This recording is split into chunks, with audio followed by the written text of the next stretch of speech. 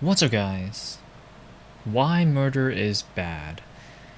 It's funny, if you ask this question to most people, they often can't come up with an answer. In fact, they will often get triggered because they're struggling to understand why they can't come up with an answer for such a simple question, or simple sounding question. They'll just say, bro, everybody knows murder is bad. It's just bad, man, I don't know.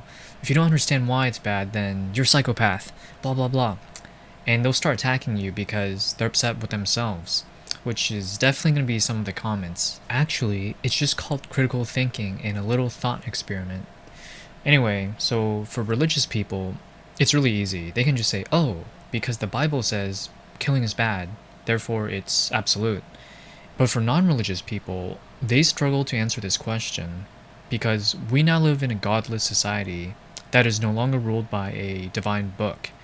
Nowadays, we are ruled by science, technology, or philosophy, which means a concept like murder being wrong is more of an ethical belief rather than an unquestionable fact. Yet, despite being a widely agreed belief, murder still happens every single day. And also, most of us inherit our moral beliefs from our parents or teachers rather than consciously examining them to reach a conclusion. We all know murder is wrong, but we've never had to explain why.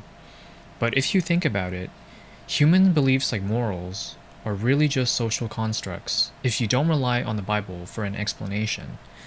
Historically, what has been considered good or bad has always depended on who was in power. For example, a lot of the things that were considered bad like 20 years ago, like being gay, being a minority, or having tattoos, are now considered good things or okay things. And things considered good back then, like masculinity, white pride, focusing on starting a family, are now considered bad or not that important.